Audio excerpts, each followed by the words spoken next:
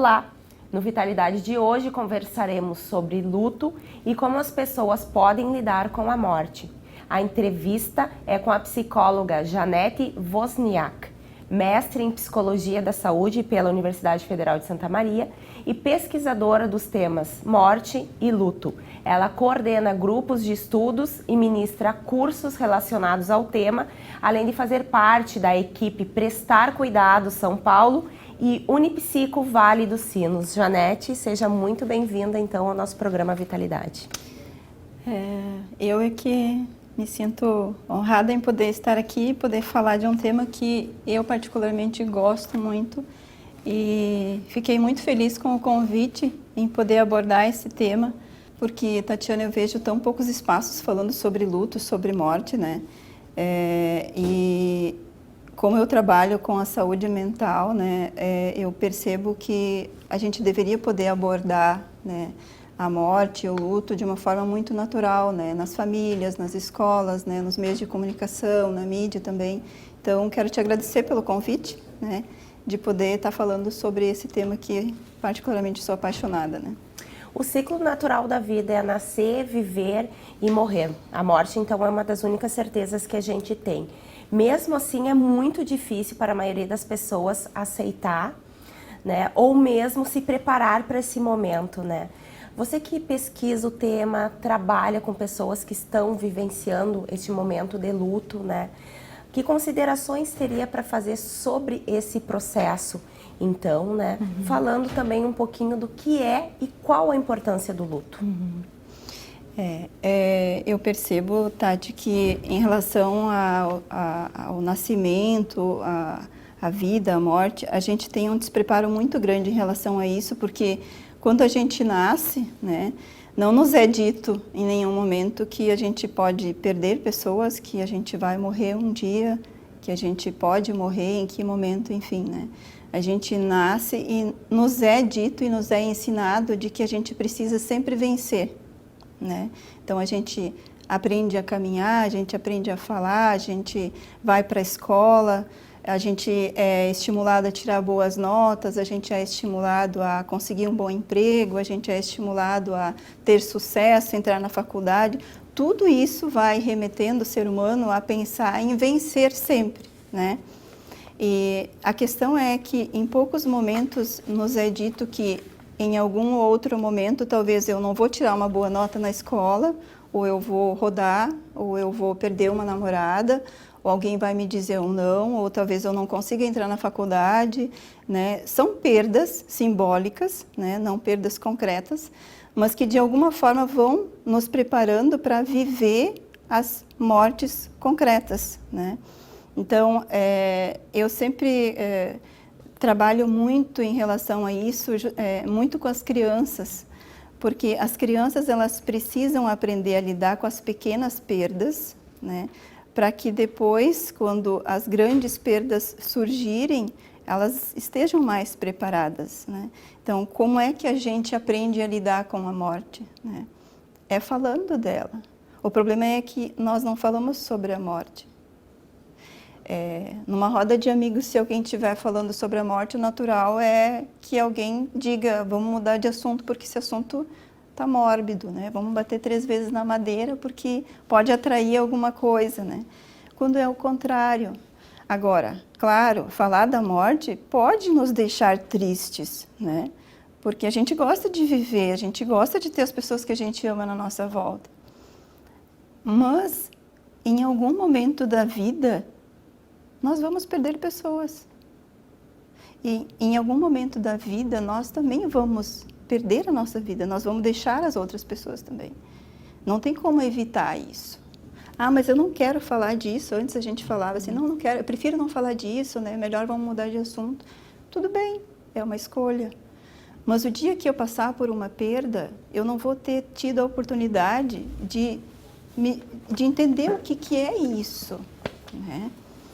Porque a morte, quando ela acontece, ela nos desorganiza, né? Porque nós temos a nossa rotina, aquilo que a gente entende por mundo presumido, né? Que vai nos dando a segurança de que eu acordo, eu tenho minha rotina de, enfim, levar os filhos para a escola e trabalhar, eu volto para casa, está tudo sempre muito, né, certinho. Esse é o mundo presumido. Eu presumo de que as coisas tenham uma ordem e de que elas estão seguras, né? Quando acontece um adoecimento numa família, esse mundo presumido se desorganiza. Quando acontece uma morte, muito mais. Porque essa organização, esse mundo presumido, ele não existe mais. Tudo ficou fora de lugar. O mundo se modificou, ele não é mais o mesmo. Então, as pessoas que entram no processo de luto por morte costumam me perguntar assim, quando é que eu vou voltar a ser quem eu era antes? Né? E eu costumo dizer, tu não vai mais voltar a ser quem tu era antes. Porque quem tu era antes, tu era alguém que vivia com aquela pessoa e isso te fazia ser alguém que hoje tu não é mais. Porque a minha relação com a Tatiane faz com que eu seja de uma forma, né? Porque a Tatiane me vê só da forma que a Tatiane me vê. Ninguém mais no mundo me vê como tu me vê, né? Eu tenho 2 filhas, ambas me veem de formas diferentes, né? Então, quando se passa pela perda, né, se perde também esse olhar, né? E automaticamente o mundo não é mais o mesmo sem esse olhar, né? Tu me perguntou sobre o que é o luto, né? Então, quando se passa por uma perda, se passa por um processo, né? É um processo interno, né, que o enlutado vive e que é muito único, né? Por isso que... Diferente em tempos de tempo para cada pessoa. Muito diferente. E intensidade também. Muito, Por quê? Porque cada relação é única, né? Numa família, né? Uma família onde tem pai, mãe, filhos, né? Quando morre um membro da família, eu sempre digo assim, morreu o avô, né? Então, são várias perdas, né, que acontecem nesse núcleo familiar. Então, assim, o avô morre, deixa uma viúva, deixa filhos e deixa netos. Nora, genro. Cada membro da família se relacionava com essa pessoa de uma forma diferente. Tinha um significado na vida das pessoas. A esposa perde o companheiro, os filhos perdem o pai, os netos perdem o avô, nora perde sogro e assim por diante. Então, não tem como a gente pensar que todas as pessoas vão viver o processo do luto de forma igual. Então, é um processo que vai acontecer, né, internamente e que tem muito a ver com a concepção que cada um tem da morte, né? Aquilo que a gente acredita ser a morte, o que é a morte, o que acontece com a morte, depois da morte, né? A gente tem uma representação interna única, né, do que é a morte. E também vai ter muita relação com a forma que era o vínculo das pessoas enquanto esse avô ainda vivia. Então, dependendo do vínculo que havia, também vai ser esse processo, né? E o que é esse processo, né? Então, o luto não é uma doença, né? Ele é um processo que vai acontecendo internamente, então, e que vai provocar algumas reações, que vai provocar alguns sentimentos, né? Com intensidades diferentes de um e outro, mas a gente tem as fases do processo do luto que a Kubler-Ross fala, mas enfim, tem outros autores que também falam de outra forma, mas que dentre elas ela vai trazer que uma das fases é a fase da negação, né? Então, logo depois da perda, é muito comum que o enlutado fique numa fase de não acreditar que aquilo aconteceu, né? Então, assim, é muito comum o enlutado dizer assim, não, isso não pode ser verdade, isso não aconteceu, né? Quando se recebe uma notícia de uma morte, né? Então, assim, não pode ser o fulano, deve ter alguma coisa de errado. Então, é a negação, né? Então, a negação, a raiva, né? Então, assim, raiva, né, de algo que poderia ter sido evitado, raiva por não ter se cuidado como deveria, a raiva do próprio enlutado, né, de achar que poderia ter feito alguma coisa e aí entra num processo de culpa também. A tristeza, Tati, ela é muito intensa nos primeiros tempos depois da perda. E essa tristeza é algo que se confunde muitas vezes com a depressão, porque no processo do luto se vive uma fase muito depressiva, mas que não pode ser confundida com a depressão.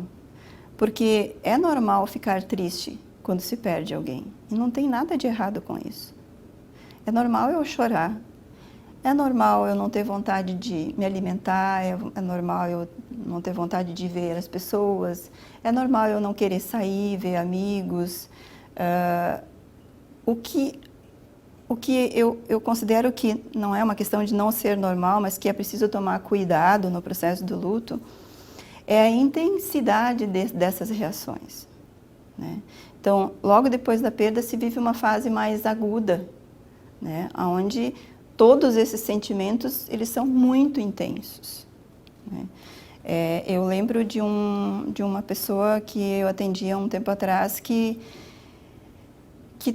trazia assim que ela esquecia de tomar água, né? Ela esquecia de comer, porque a energia, né, psíquica, a energia da pessoa, ela está muito voltada ainda, né, para aquela perda, de tentar entender o que aconteceu, como aconteceu. Então, é normal que ela não sinta sede, não sinta, né, vontade de comer, não sinta fome. E aí se trabalha muito com a família, muitas vezes, nesse sentido, assim, né, de que às vezes a rede de apoio precisa estar, né, alerta, né, porque às vezes é preciso, inclusive, lembrar de que a pessoa precisa tomar água, né. Esse caso, eu lembro que eu atendi a pessoa no final do dia e eu perguntei, o que tu comeu hoje? E aí ela parou para pensar e aí ela disse assim, eu acho que eu não comi nada, mas eu não sinto fome, né? Então, assim, algumas coisas precisam ser, assim, ser sinalizadas para a família, né? Então, nesse sentido, assim. Você falou que como a pessoa costuma se preparar desde para as frustrações da vida, né? Desde quando você é criança, também vai preparando, né? Para um caso de uma perda permanente, que seria a morte. Seria por isso as pessoas que estão mais acostumadas com pequenas frustrações, então elas têm mais facilidade de lidar com a morte? Ou é uma coisa muito improvável, porque às vezes a pessoa, você mesmo que é psicóloga, né, tem uma vivência toda, mas quando acontece com a gente uma situação dessa, tu não sabe como vai reagir, né? Eu não gosto de dizer que existe uma receita, uma técnica, porque a gente, assim, eu acredito, Tati, que se a gente consegue falar sobre a morte, se a criança consegue falar sobre a morte na família, na escola, se ela consegue entender que quando um brinquedo quebrou, ele quebrou, né? E estragar brinquedos faz parte, porque são pequenas perdas, né? A grande probabilidade é que ela vá, né, entendendo que sim, nem sempre vai dar tudo certo, né? Porque em relação à morte, um dia isso vai acontecer e eu não vou ter o que fazer, né? E por mais preparo que se tenha, né, por mais que se fale, Tatiane, sempre vai se entrar num processo de sofrimento. Não tem como evitar isso. E eu vejo assim que entrar no processo de luto... E mesmo as pessoas que não demonstram estão sofrendo, né? De alguma Às forma. vezes muito mais. Às vezes muito mais. Então, assim, muitos enlutados me procuram, inclusive, trazendo essa queixa, assim, de que passaram por uma perda, sentem muita vontade de chorar, mas que não conseguem chorar. Elas têm um termo, assim, elas têm uma forma de falar disso, assim, de que tá aqui, né, tá na garganta, né, eu sinto, né, mas não sai. Né. Eu trabalho com um grupo de apoio ao luto num outro município aqui próximo, e eu lembro que uma das pessoas que entrou logo no início que a gente começou o grupo trazia essa queixa, assim. Ela queria chorar, tinha vontade de chorar, mas não conseguia. Mas isso não quer dizer que ela não estava em sofrimento, né? Às vezes é muito maior, porque aí tem olhar, né? Olhar externo das pessoas que julgam ela, né? No caso era uma mãe que tinha perdido um filho. Que exigem força. Que exigem força, mas que não entendiam como que uma mãe não chora a perda do filho, né? Que mãe é essa que não demonstra sentimento, né? Quando que internamente ela estava sofrendo muito, né? Então, é muito delicado julgar a dor, medir a dor, né? Cada um vive o seu processo de forma única. E eu lembro que esse exemplo que eu te falei dessa mãe, ela permaneceu no grupo por um bom tempo, hoje ela não está mais aqui, não mora mais aqui, mas ela levou mais de um ano vindo no grupo, até que um dia ela conseguiu chorar e foi libertador para ela. E aí, assim, não é que tem que chorar, não é uma regra que tu deve chorar, mas se tu não consegue chorar, se tu não chora e isso está bem para ti, tudo bem, né? Porque a gente também pode lidar de uma forma tranquila em relação a isso, né? Não tem regras, né? Não existe uma etiqueta, né? Isso é uma questão que os enlutados trazem muito também, né? Então, se eu chorar demais, é um escândalo, né? Que horror, não para de chorar, né? Se eu não chorar, se eu não demonstrar sentimento, eu sou uma pessoa fria. Não gostava de quem morreu, não demonstro sentimento, né? Então, eu sempre reforço, né, o enlutado para que ele tente não entrar nesse julgamento das pessoas e da sociedade, né? Porque tu nunca vai conseguir corresponder ao que o outro espera de ti. Então, viva o que tu tiver que viver, né? Sofra como tu pode, como tu consegue, né, viver esse processo. Ninguém tem o direito de chegar para um enlutado e dizer o que é melhor para ele, entende? Então, é uma das queixas que eles trazem muito, assim, né? E de que tem que ser forte, né? Né? Que a vida segue, né? Essa questão da força é uma coisa que os enlutados trazem muito com uma indignação, assim, né? Porque o sofrimento pela perda, ele é natural, ele é normal, né? Então, quando alguém chega para um enlutado e diz que ele tem que ser forte, ele entende o quê? Que ele não pode chorar, né? E eu trabalho muito essa questão do que é ser forte num processo de luto, né? O que é ser forte? Ser forte é não chorar, né? Ser forte é não demonstrar sentimentos, ou ser forte é enfrentar, né, esse processo que é muito doloroso, né? Ser forte às vezes pode ser, Tati, conseguir levantar da cama, né? Ser forte às vezes pode ser tu conseguir tomar um banho. Ser forte às vezes pode ser tu conseguir preparar a tua comida. Ser forte pode ser várias coisas, né? Então, cada um sabe o que é que está vivendo, cada um sabe o que significa, né, o sentimento. E eu sempre gosto mais de usar a palavra coragem em vez de força, né? Então, porque às vezes as pessoas também não sabem o que falar, né? Durante, quando é comunicado ou no velório, né? Quando vai cumprimentar a pessoa, é comum dizer força, né? Sim, porque as pessoas falam porque elas querem ajudar, né? Isso eu sempre falo também, porque as pessoas trazem queixas, né, desse tipo de fala, assim, de que tem que ser forte, enfim, né? As pessoas querem ajudar e as pessoas não sabem como ajudar. O que dizer para um enlutado? O que dizer para uma família enlutada num velório, por exemplo? né? Então, sim, se diz força, se diz, né, vida que segue. Quando pais perdem filhos, tu vai poder ter outro filho, né?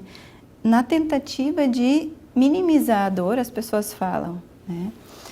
E quando me perguntam o que dizer, né, tipo, eu sei que eu preciso ir no velório, eu preciso visitar a minha amiga que perdeu alguém da família, um filho, enfim, mas eu não sei o que eu faço, eu não sei o que eu digo, né? Eu sempre digo, Tati, que tu não precisa dizer nada, né? Se tu conseguir escutar, se tu conseguir estar junto, né, é mais do que suficiente. Porque o que as pessoas precisam é ter alguém que tenha a capacidade, né, de escutar a dor. Porque escutar a dor do outro, né, não é tão simples assim. E é por isso que as pessoas tendem a mudar de assunto quando um enlutado começa a falar da perda, né, porque as pessoas não sabem o que fazer, né, quando alguém chora, né. Existe uma desorganização, né, porque se tu começar a falar da tua perda, da tua dor, eu vou me identificar com a tua dor e automaticamente eu vou sentir também, eu vou provavelmente ter vontade de chorar, eu vou chorar. E aí fica uma ideia de que está tudo perdido e de que eu não consegui ajudar o outro, né? E muitas vezes eu poder escutar o outro e chorar junto com o outro fortalece o outro e me fortalece também, né? Então, chorar não é sinônimo de fraqueza, né? Chorar pode ser também ser forte, né? Porque é uma forma de estar enfrentando. Janete, para encerrar esse nosso primeiro bloco, então, gostaria de te perguntar se alguma cultura costuma lidar melhor, então, com esse assunto. Por exemplo, no México, né, é celebrado o Dia dos Mortos, né? E até tem um filme infantil alusivo ao assunto chamado A Vida é uma Festa, né? Então, alguma cultura, ela consegue lidar melhor com esse assunto, na tua opinião? E qual a importância da espiritualidade nesse processo? O que se tem, Tati, é que o povo ocidental, ele lida de uma forma melhor com a morte, né? Desde o nascimento, assim, né? Eu gosto muito desse filme que tu falou, porque ele fala de uma forma muito leve sobre a morte e, inclusive, ele dá a possibilidade para falar sobre a morte com crianças, né? Com qualquer faixa etária, né? De uma forma muito tranquila, né? Eu entendo que cada cultura tem a sua forma, né? Tem a sua particularidade de lidar com a morte. A nossa cultura, ela vem numa modificação muito grande, principalmente a partir do século XVII, XVIII, né? Porque até então a morte, ela era algo muito mais natural do que é hoje na nossa cultura, né? Se tu for falar com os teus avós, bisavós, até pais, talvez, eles vão falar sobre isso, né? De que as pessoas morriam em casa, né? De que as crianças participavam do velório, correndo, brincando, era natural, né? Só que, a partir do século XVII e XVIII, isso foi se modificando, né? Porque a morte, ela passou a não acontecer mais em casa e foi sendo transferida para ambientes hospitalares, e com isso esse distanciamento, né? E essa dificuldade foi aumentando, né, de lidar com a morte. Eu acredito, Tati, que a espiritualidade, ela tem um papel muito importante no processo de luto. E quando a gente fala de espiritualidade, a gente não está falando de religião, né? Mas sim daquilo que cada um acredita, né? O que eu vejo na minha prática, Tati, é que as pessoas que têm uma ligação com a espiritualidade, elas enfrentam de uma forma melhor porque elas acreditam em algo, né? Independente daquilo que tu acredita, né? Acreditar em algo me fortalece, né? Me dá essa força que as pessoas dizem, né? Me dá coragem, porque eu acredito em algo. Ou que um dia eu vou rever a pessoa, ou que ela vai reencarnar, enfim, é muito de cada um, né? Chegamos ao final desse nosso primeiro bloco. No Vitalidade de hoje, conversamos sobre luto e como as pessoas podem lidar, então, com a morte. Nós vamos a um breve intervalo e voltamos já. Fique conosco.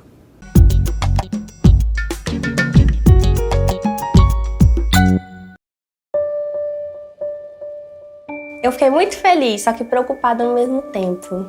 Aquele sonho que eu tinha meio que me assustou, sabe? Foi um baque.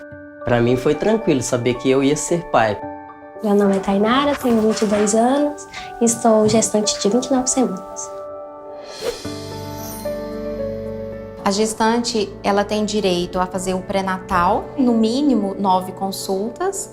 Eu cuidando da minha saúde, eu cuido da saúde da minha bebê. Se ela fizer um pré-natal bem feito, é certeza que o parto vai ser tranquilo. Uma alegria imensa, é muito bom, uma sensação maravilhosa, muito bom, muito bom. Um momento único, com muita saúde, alegria e muito amor.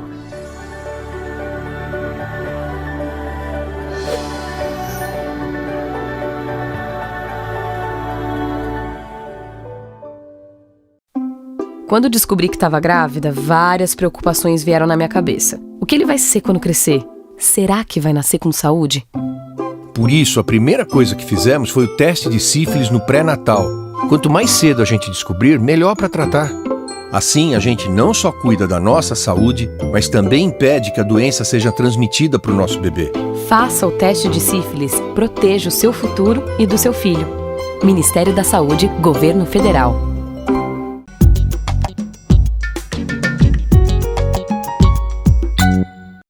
O programa Vitalidade está de volta. Hoje conversamos com a psicóloga Janete Wozniak, mestre em Psicologia da Saúde, sobre como as pessoas podem enfrentar o luto e lidar melhor então com a morte. Janete, nesse segundo bloco, eu quero introduzir o assunto falando das crianças.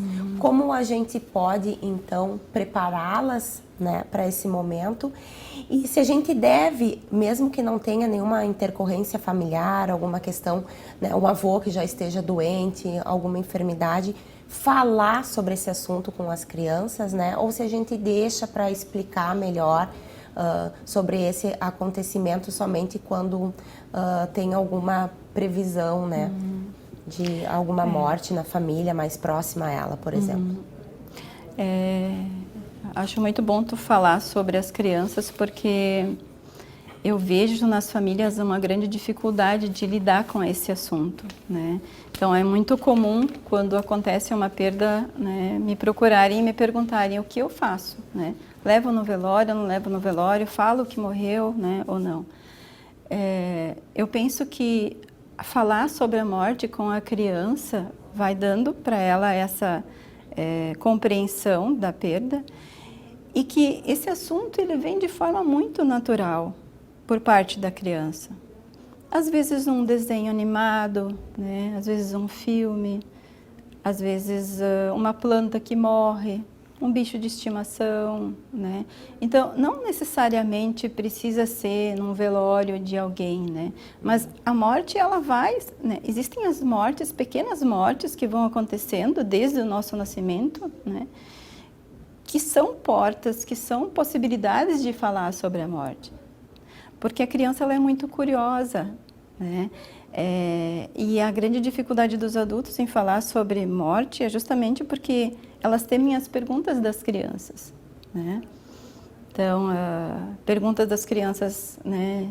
Por exemplo, de o que acontece depois que a pessoa morre, desorganizam muitos os pais, né? Então, existem muitas formas que eu vejo de tentar explicar para a criança o que é a morte que acaba gerando muito mais sofrimento na criança, né?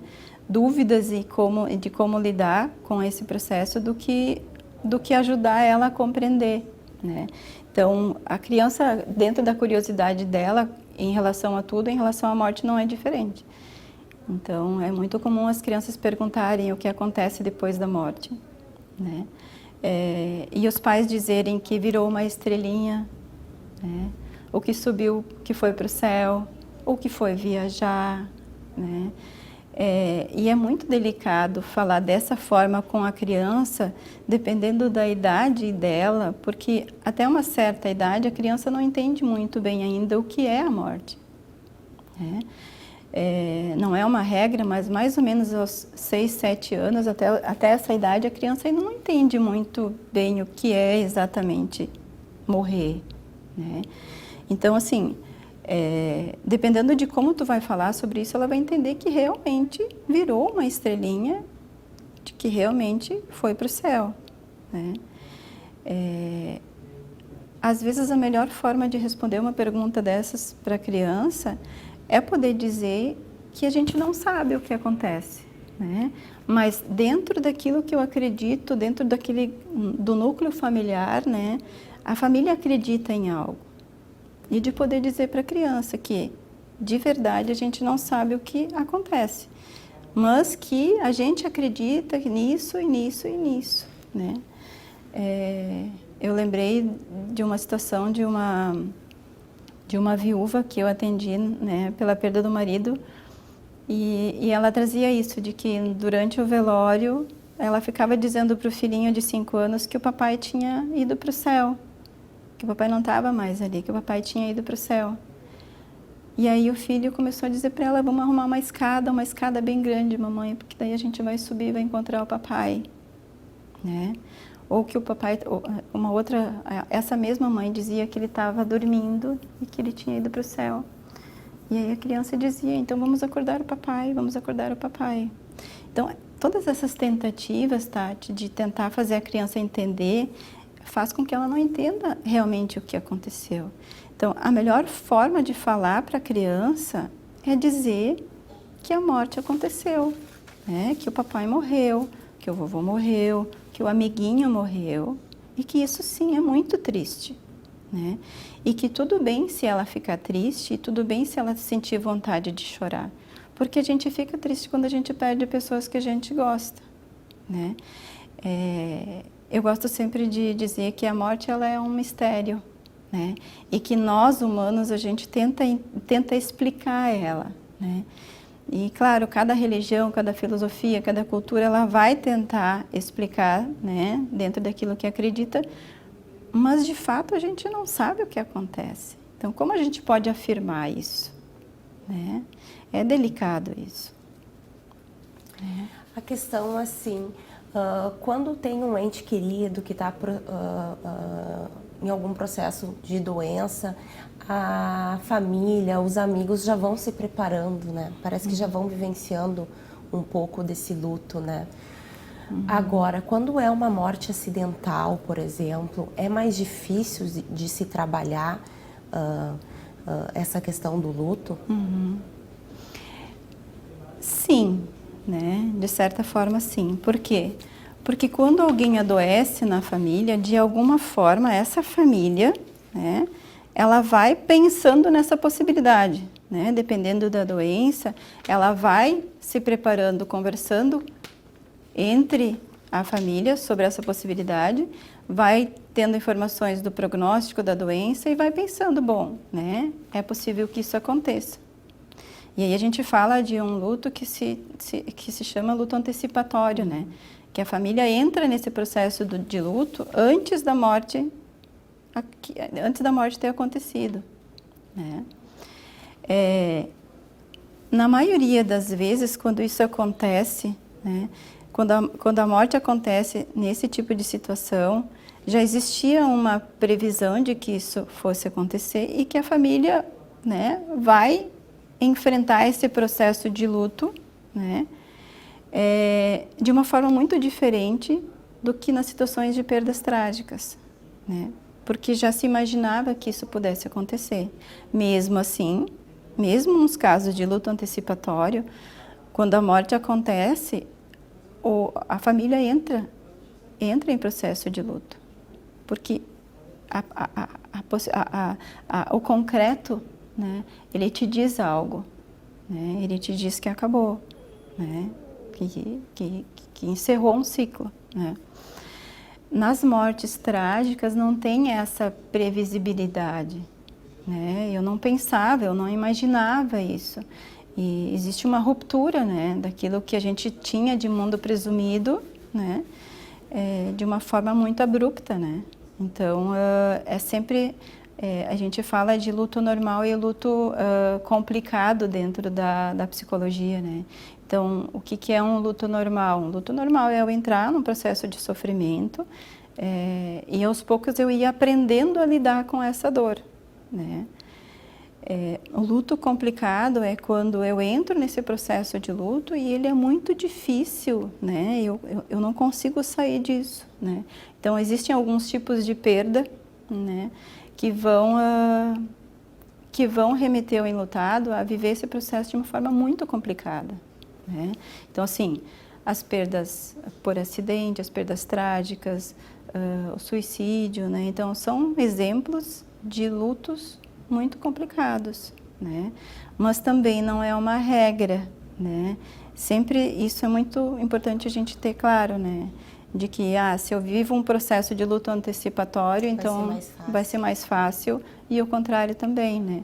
Então, assim, vai depender muito, de novo, assim, do que eu tenho de representação interna, né? Do que eu entendo, né? Em relação à morte, e também da qualidade de vínculo que existia entre as partes. Porque o processo de luto também vai ter muito a ver com a qualidade de vínculo que havia. Muitas vezes existem relações muito de hostilidade, né? Assim, eu posso ter brigado com alguém há pouco tempo e acontecer uma morte trágica, e aí, né?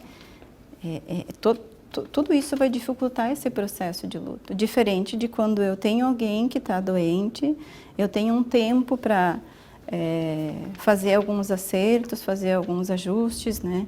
Que eu sempre trabalho nessas situações, Tati, eu sempre trabalho muito a família, né? Porque ela tem um tempo, né?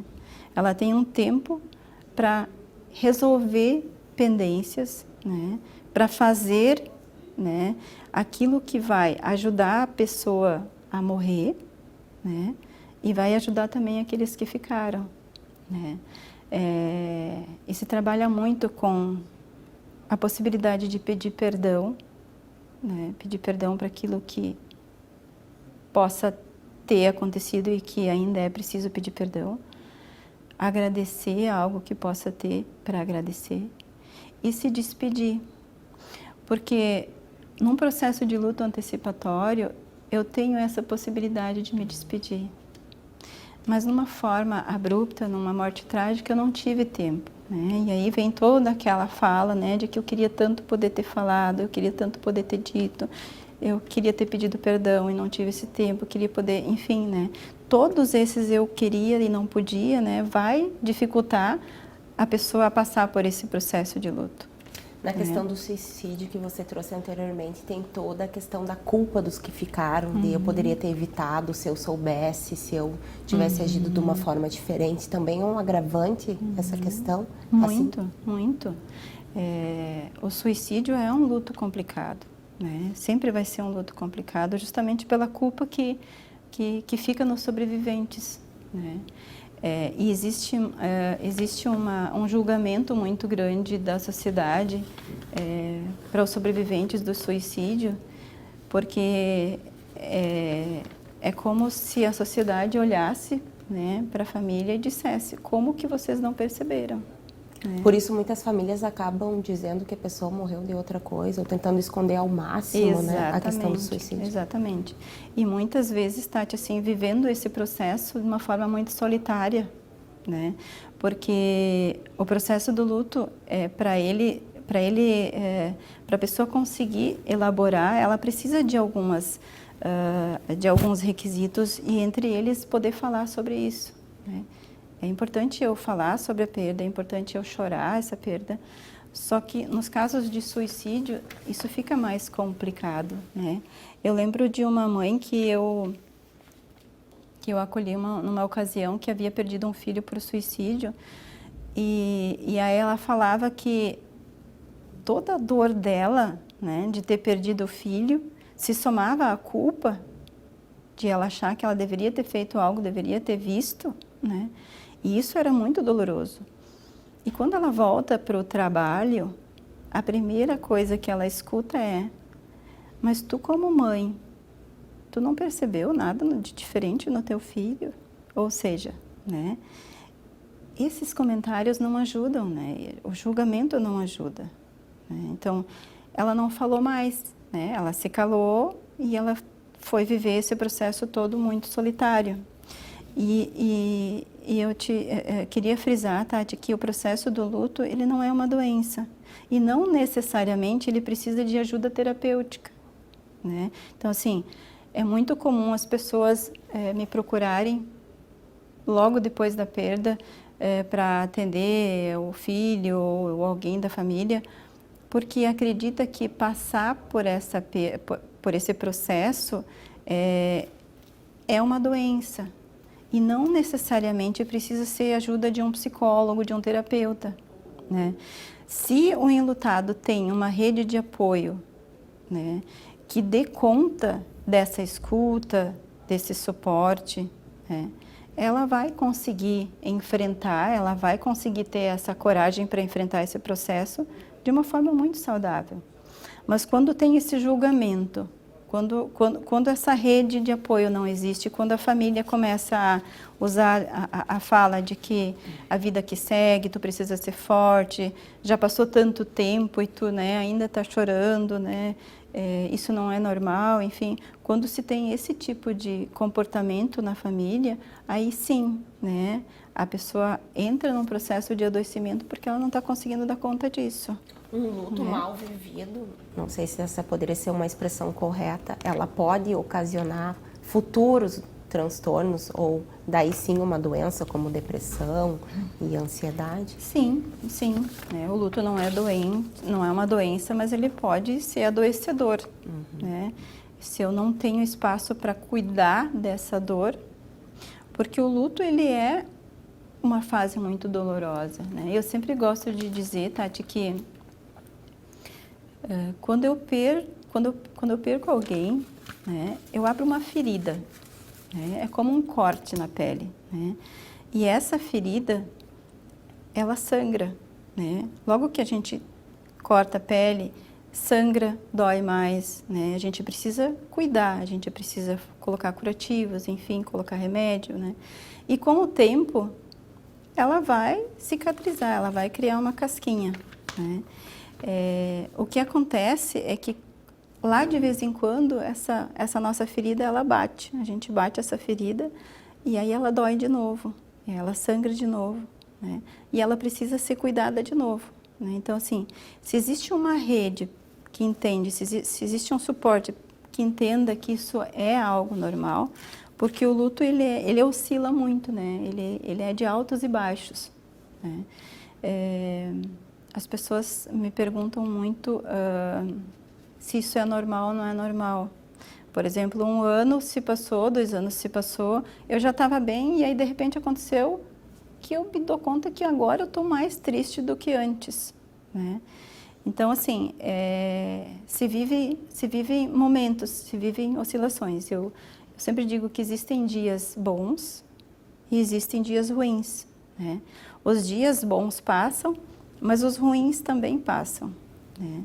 O enlutado, quando ele está num dia ruim, ele tem a impressão de que esse dia ele não vai acabar nunca, né? E aí ele precisa falar sobre isso, ele precisa entender o que está acontecendo. Estamos chegando ao final do nosso programa. Que assuntos ainda, que questões ainda você poderia trazer, né, que acha importante como forma de considerações finais sobre tudo que abordamos nesses 2 blocos, né, de conversa? E deixar um recado também para os nossos telespectadores que estão passando ou de repente prestes a passar com um familiar muito doente, né, por esse momento. Que conselho eu deixaria? Então, não gosto muito da ideia de conselhos, né, Tati? Mas assim, se há alguma situação de doença na família, para que se possa falar, né? É difícil falar sobre a morte com quem está morrendo e é difícil de falar sobre a morte mesmo quando a gente não sabe que existe a iminência dessa morte, né? Porque falar sobre a morte, né, ela vai auxiliar para quem fica, né? Eu poder perguntar para quem está, né, nesse processo, como que ela gostaria que fosse o seu velório, como que ela gostaria que acontecessem as coisas depois dessa morte, né? Muitas vezes, detalhes pequenos fazem toda a diferença para quem fica, porque poder contentar o desejo de quem morreu depois da morte é muito confortador, né? Poder cremar ou enterrar em algum lugar que a família, que a pessoa que morreu queria que fosse, né? É confortador para quem fica. Só que por isso que é importante conversar sobre isso, né? Se eu não falar, eu não vou saber, né? O que eu considero muito importante, Tati, é assim, eu vou reforçar um pouco daquilo que eu falava antes, assim, quem está passando por um processo de luto se permitir viver isso, assim, né? De que não tem nada de errado em eu sofrer, né?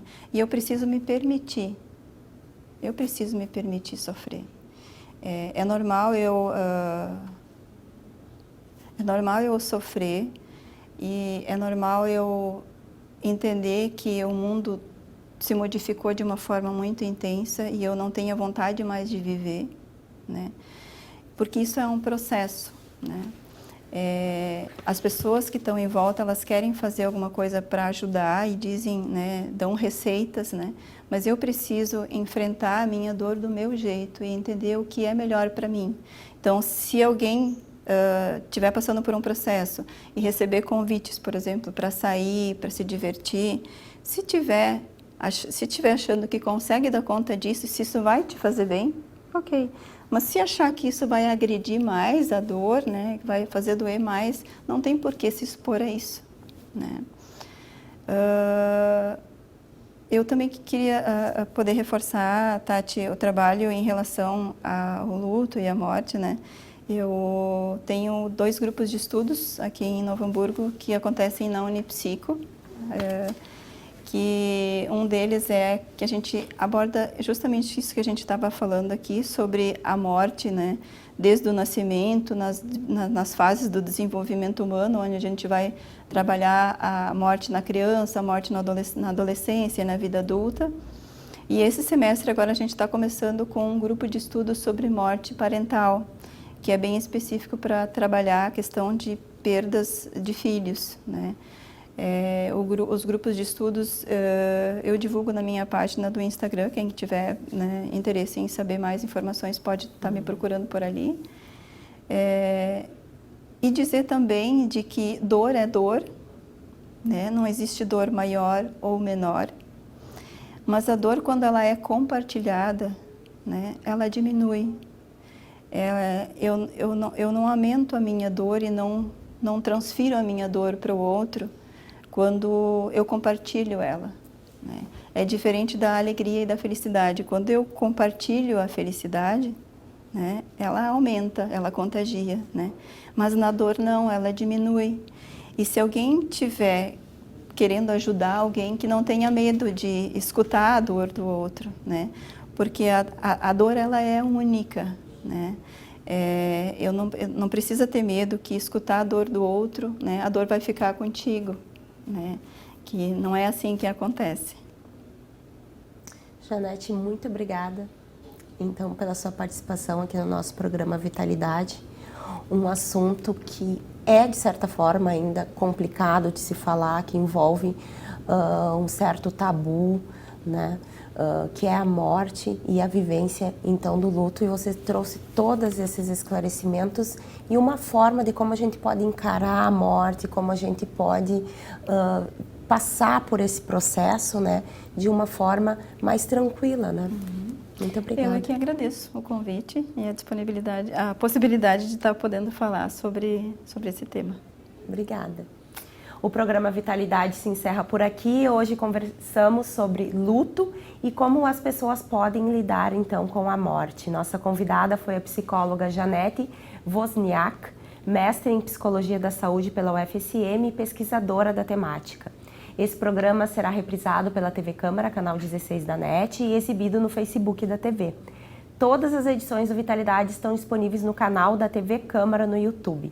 Lembramos que sugestões de pauta sobre saúde, qualidade de vida, bem-estar, comportamento podem ser enviadas pelo WhatsApp que aparece aqui na tela.